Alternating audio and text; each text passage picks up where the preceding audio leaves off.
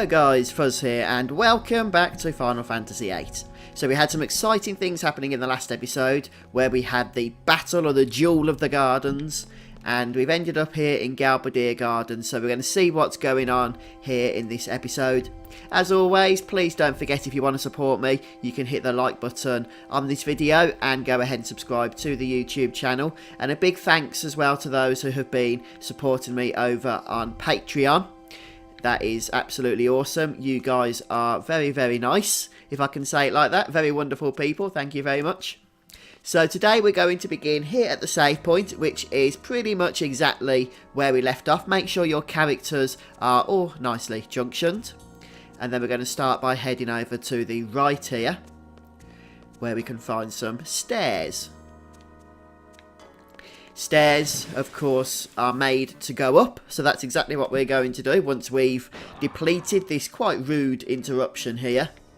I've thrown encounter none on now, so we shouldn't receive any further rude interruptions. Anyway, as we head up the stairs, we'll find none other than Reijin and Fujin, so we'll go ahead and speak to those here. Hello. Hello. How are you?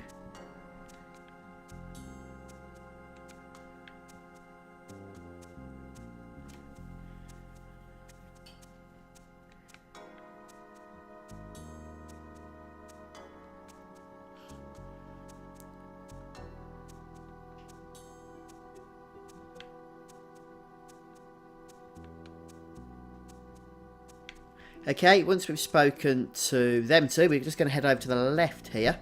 And we're going to take the right-hand door. And there's a chap in here, the male student, who doesn't want to be killed, but we are going to speak to him.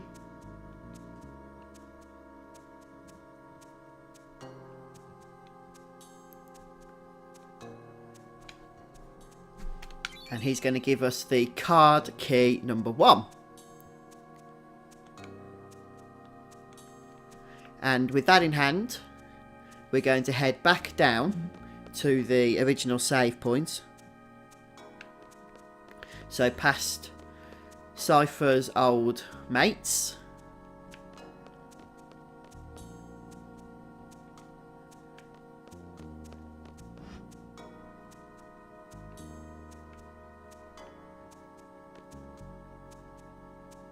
There we go, back to the save point. And from here we're going to head to the left. And in this corridor we can now use our brand new key card, or card key rather, to unlock it. And this will take us into the hockey rink area, which we can basically just run across and try not to slip over. You can encounter some unique enemies called slappers, by the way. Only found on this ice, the only place in the game. But they don't have anything unique, so I'm not going to bother hunting them out, in all honesty. You're welcome to do so, if you really need to.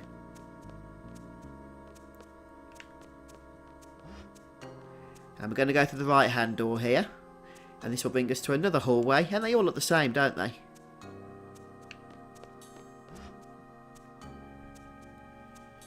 And we're going to speak to this guy now on the other side. And he will give us card key number 2.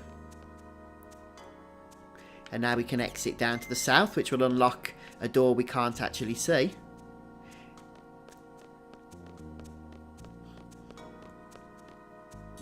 And then if we go south again, we're back to where we started. So we are actually unlocking the place.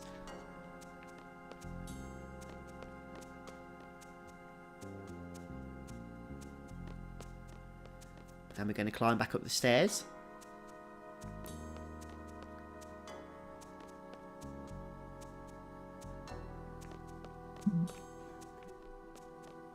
This time we're going to head all the way to the top, and make our way to this door, which we can now unlock. And we're just going to head on inside. I don't think we've been to this particular part of the garden before, have we? Which is interesting. And if we just come to here, then our party should jump down, which they are doing.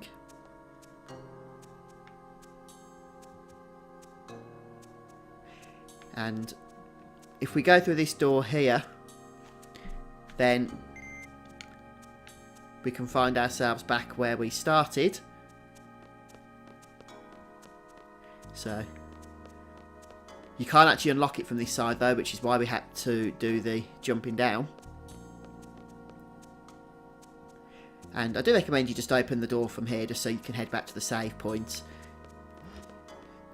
You know, a little bit quicker if you wanted to do so.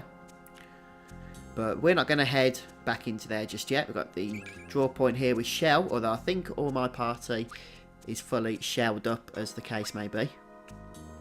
And we're going to be heading to the main hall, so we're going to head over here.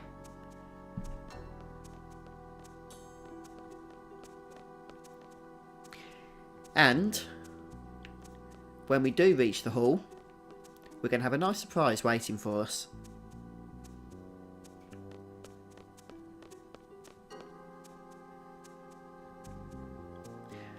We have this strikingly mythological creature here waiting in the centre of the room. Now, this is actually a boss, but it's an optional boss. You can completely ignore this guy and carry on with the story, and you'll never even really hear about it. But I do recommend that we kill it now. We do unlock a Guardian Force, which is the actual creature itself. So I do recommend that we go ahead and take this doggy thing on. Three-headed dog. But you might want to prepare before you do so, because it is quite, it can be rather, a bit of a challenge. Make sure that everybody has the draw command, since he has triple, if it's a high enough level, level 20 plus I think, which is pretty much going to be, I should imagine, at this point in the game for your party. And it's one of the best opportunities, in fact perhaps the only opportunity, or one of the only opportunities in the game, where you can easily draw triple on 3 party members. So try and make sure everybody's magic stats boosted as high as possible. And you're going to want elemental defensive protection, in particular against wind and earth. And then you want to stick lightning onto elemental attack. And if you have float, if you have float, then you can put that on to guard against quake, which this boss also does. And in particular, you'll probably want to guard against darkness and silence as well. Oh, and make sure somebody has mug.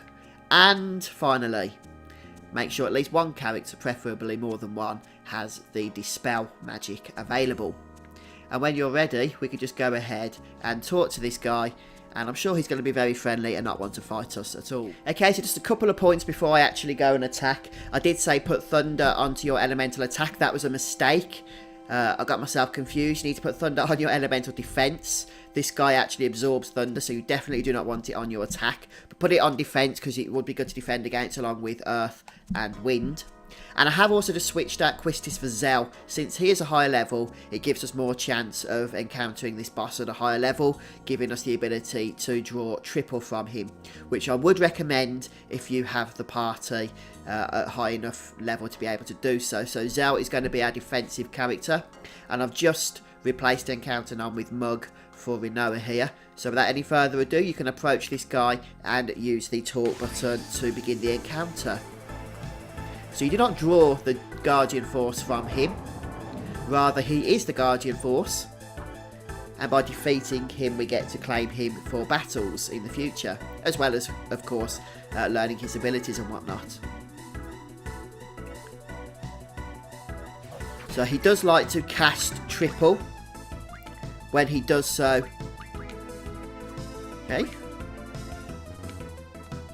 okay, Zell's already buffed out on those two from card modding.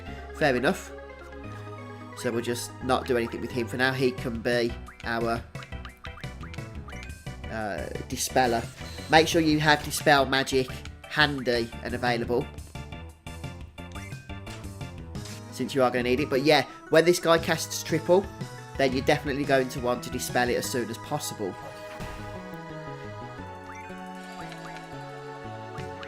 I do want to get those triples in. We'll see if there's anything else to mug off this guy. As long as you're protecting against magics and those status ailments, then you should really be good to go, in all honesty. This guy shouldn't be too challenging. So now we can get to drawing with Renoa also. And as I say, once again, just really focus on those triples. And dispel his triple when he casts it on himself. And just keep yourself healed up. And you should be fine.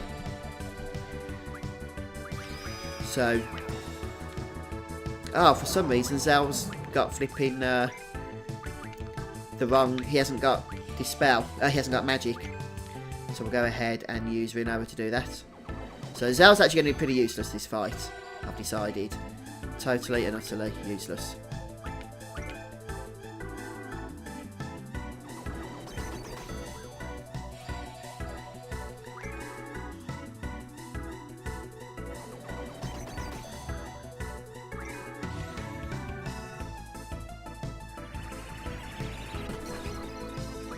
So we'll get rid of that triple.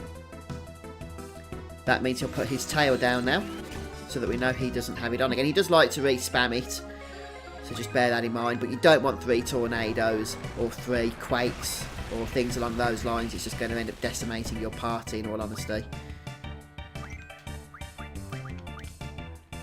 But I'll get back to you once I've done some drawing. Once you've drawn what you want to draw, you can just attack this guy to death, and he wouldn't take too much of a beating from my party, in all honesty. We get the card for winning, his card, a nice 30 AP. Not that AP means all that much to us now that we have our Cactuar farming location, of course. But most importantly, we get the Guardian Force himself. And by the way, casting this guy, Cerberus, in battle, actually puts double and triple status on your entire party. So if you're magic oriented, then this guy is basically a real blessing to use and to receive at this point. So we'll just check him out briefly. There he is, good old GF Cerberus. And we're going to have him learn some of these abilities, and in this order. First of all, we do want to learn Speed Junction, since it is still quite rare.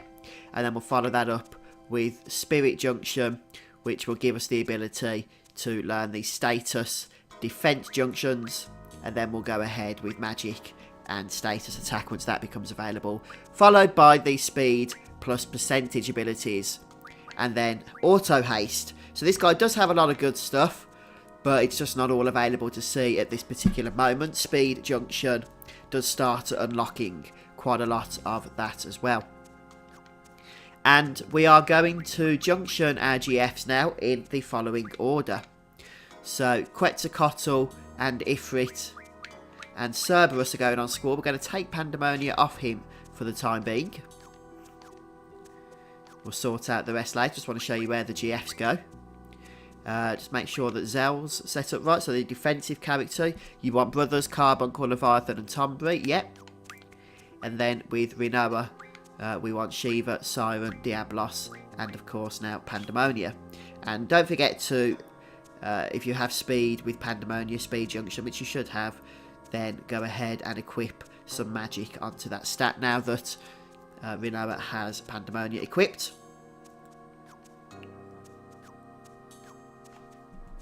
And with the boss dead, there's a couple of bits of information that I want to share with you now. First of all, your triple spell is going to be somewhat useful, in fact very useful, to junction to stats such as hit and magic, amongst others.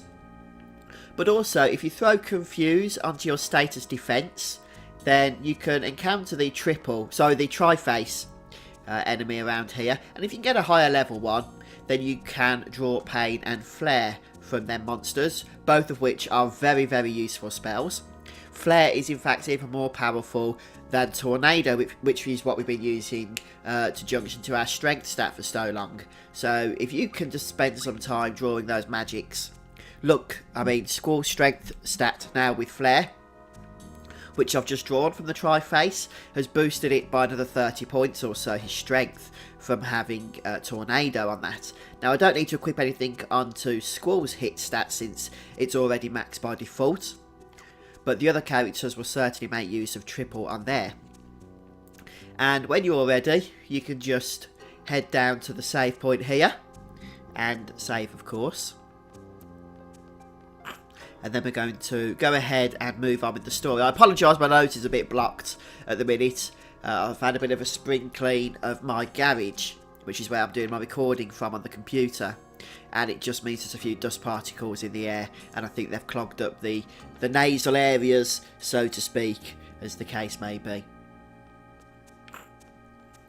But for the next part of the story, we're going to head out here on the left, and we're going to enter through this left hand door here, which should take us into a classroom, and speak to the student, and she'll give us the final key card. Thank you very much.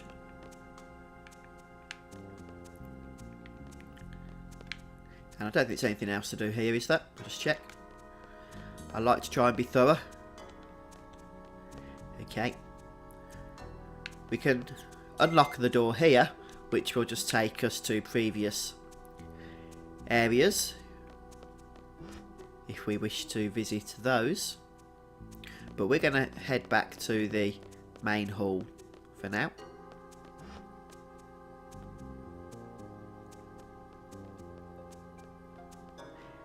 And I just want to get my bearings right. Okay, so we want to exit back out through the north here, which should bring us to those stairs that we ran past earlier but didn't actually go up. We are going to do so this time. We have been up these stairs before on our last visit here to Galbadia Garden. If you remember, this is actually the first place we visited when we first arrived here. But we're going to head over to the lift, which will unlock for us. And this will take us up. Now, before making a step forward, you'll just want to make sure that you're set up for the next boss fight. You can throw Bio onto elemental attack if you wish to do so, as well as putting Drain onto status attack. I'm not really going to bother that much, but by all means you can go ahead and do that. And we've just saved, so I'm not going to bother saving again at this point. It's no surprise here, we're going to be taking on Cypher, who in all honesty isn't really that challenging.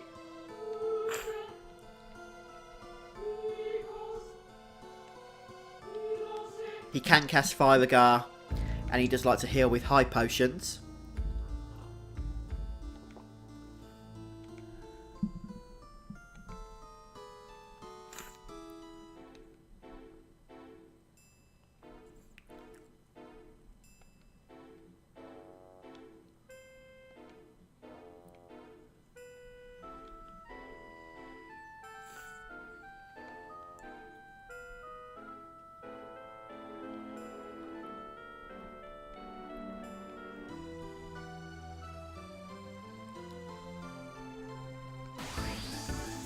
When you start doing damage to Cypher, he does like to use an ability known as Demon Slice against Squall only, which is a heavily physical based attack, so if you've got good fight it shouldn't be terrible.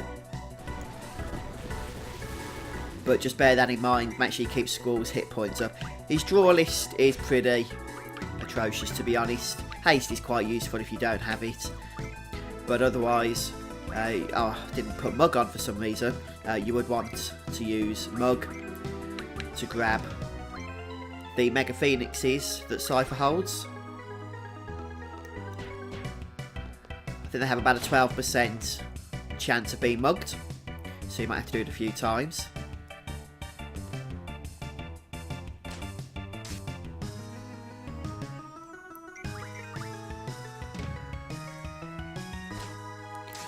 But I think a couple of hits from Squall here should do the trick.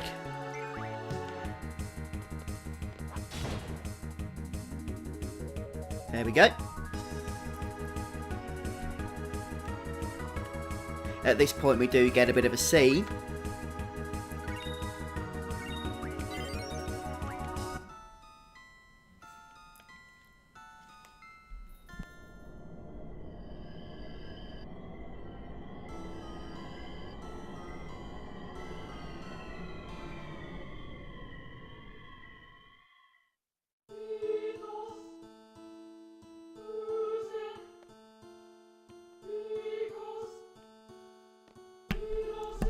Okay, so back in control of our party.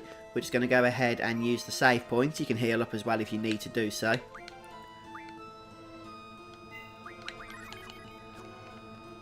And we're going to head back out towards the lift and go back down.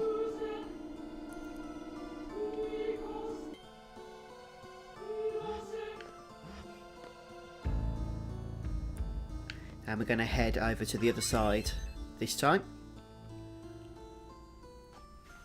And we're kind of on the Miranda area. And we're just going to follow it all the way around to the opposite side of the room.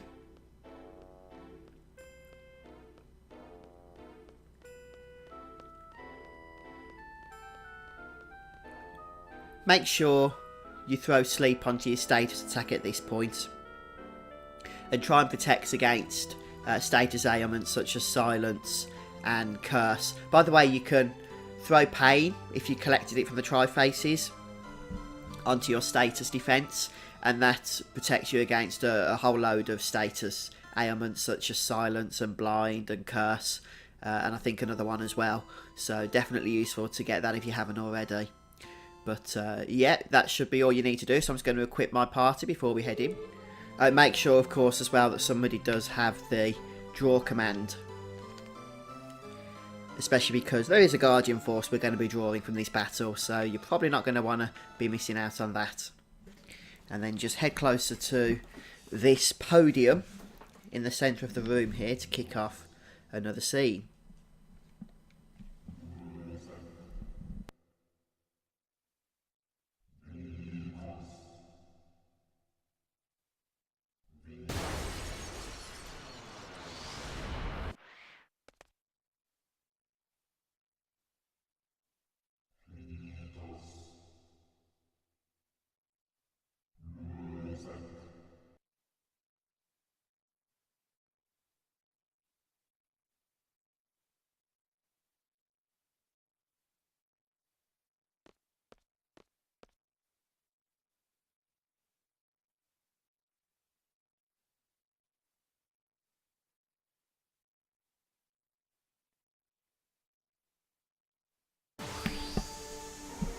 Okay, so now we fight against both Cypher and Adia.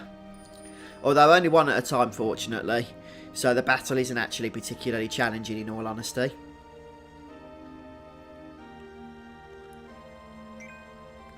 Cypher, as always, is quite the pushover. This time I do have Mug. So we'll try and grab the items that he has. Hopefully that won't take too long. Before we kill him would be nice. Oh, we got a hero. How wonderful. As you can see, he really doesn't like Squall. There we go. And now we'll finish this guy off. Maybe forever, who knows. And he's back with his fire spells once more.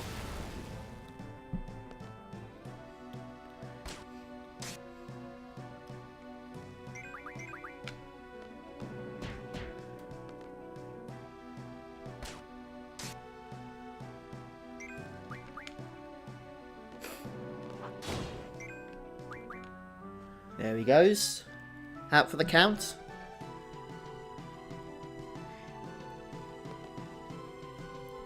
And now we have to face Adia herself. So first, we mugged the Royal Crown, which was the first thing I was going to mention to you that you want to do. But perhaps even more importantly, make sure you draw Alexander. Very, very important. That's the GF that we're getting from this fight. Make sure you grab Alexander. And you might want to go ahead and stock up on any of these magics, such as Demi, for instance, if you don't have that. And fortunately, you can draw cast sooner, since Squall, in my case, doesn't have curse protection.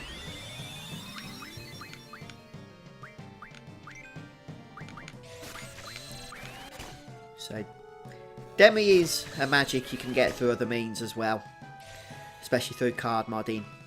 But strangely, I don't have a whole lot of it, so I'm just going to take this opportunity to stock up a touch on it. And it's annoying the way she's spamming her abilities on Squall, since he's the guy that Doesn't actually have much status defense.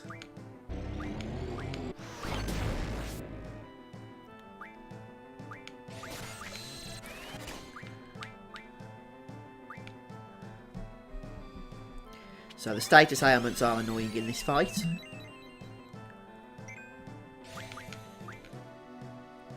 But fortunately, she really does only cast them on one person at a time.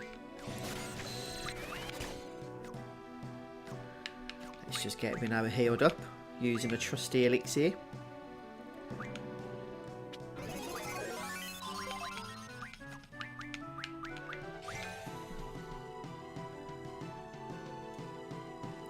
And Maelstrom, which is quite nasty.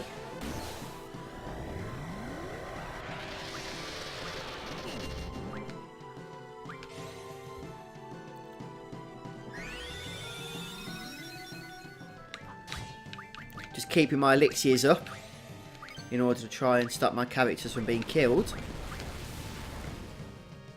But I've drawn pretty much everything I want to draw here. So hopefully we'll make some good progress.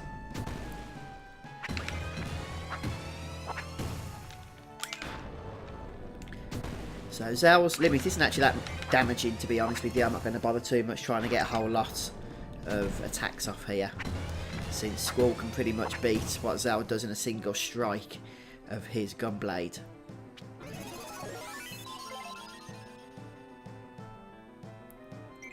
If you're wondering why I've got so many elixirs, I did mention in a previous episode about card modding, and one of the cards we modded, I can't remember which one off the top of my head, does give us 100 elixirs, which is great for healing throughout much of the game. And later on, we'll be able to get 100 mega elixirs. So we'll all be sorted then.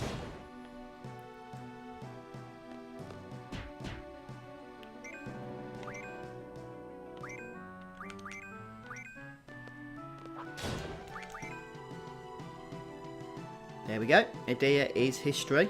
Well, for this fight anyway. 50 AP.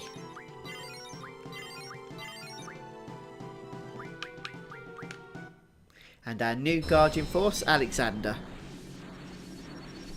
Once we've defeated this boss battle, we're going to be greeted with some more scenes.